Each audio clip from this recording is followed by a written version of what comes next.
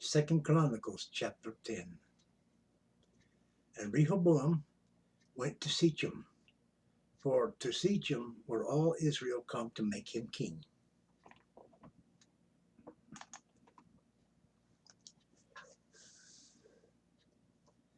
And it came to pass, when Jeroboam the son of Nebat, who was in Egypt, whither he had fled from the presence of Solomon the king, heard it, that Jeroboam returned out of Egypt. And they sent and called him. So Jeroboam and all Israel came and spoke to Rehoboam, saying, Thy father made our yoke grievous. Now therefore ease thou somewhat the previous servitude of thy father and his heavy yoke that he put upon us, and we will serve thee. And he said unto them, Come again unto me after 3 days. And the people departed.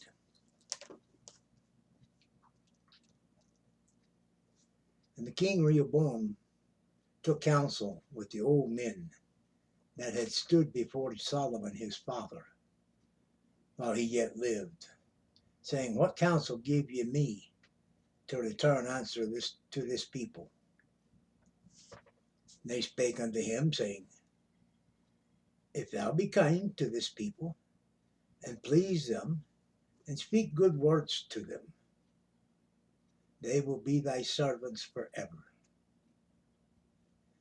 But he forsook the counsel which the old men gave him, and took counsel with the young men that were brought up with him, that stood before him.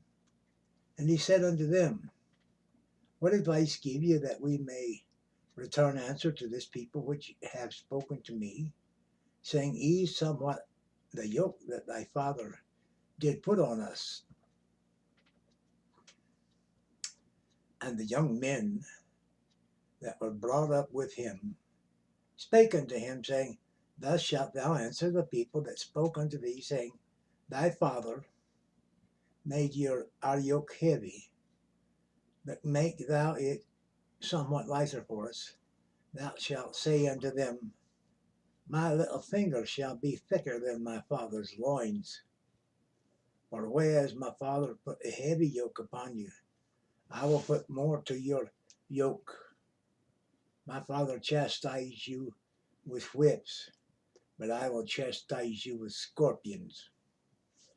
So Jeroboam and all the people came to Rehoboam on the 3rd day, as the king bade, saying, Come again to me on the 3rd day. And the king answered them roughly. And the king Rehoboam forsook the counsel of the old men, and answered them after the advice of the young men, saying, My father made your yoke heavy, but I will add thereunto. My father chastised you with whips, but I will chastise you with scorpions. So the king hearkened not unto the people, for the cause was of Yahweh Elohim, that Yahweh might perform his word, which he spake by the hand of Ahijah the Shilomite to Jeroboam the son of Nebat. And when all Israel saw that the king would not hearken unto them, the people answered the king, saying, What portion have we in David? And we have none inheritance in the son of Jesse. Every man to your tents, O Israel. And now, David, see to thine own house. So all Israel went to their tents. But as for the children of Israel that dwelt in the cities of Judah, Rehoboam reigned over them. Then King Rehoboam sent Hadoram, that was over the tribute, and the children of Israel stoned him with stones, that he died. But the king Rehoboam made speed to get him up to his chariot to flee to Jerusalem. And Israel rebelled against the house of David unto this day.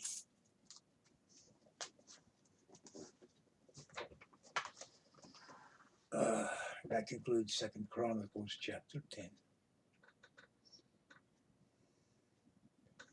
Ever heard the phrase bad blood? It comes from things like this. Well, thank you for viewing, and share the moment of hearing the word of the book, or that book in particular. The King James Bible, published by the Gideons. They put a lot of Bibles out on the planet. Placed by the Gideons. It was given to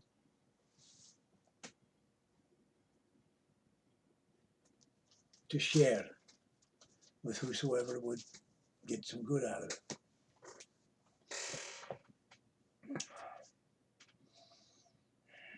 it. Well,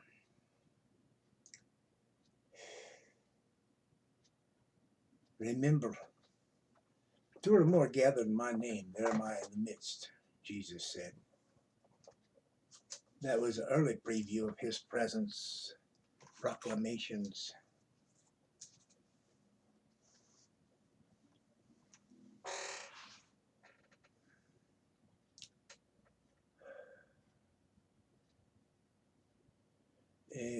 His presence is awesome.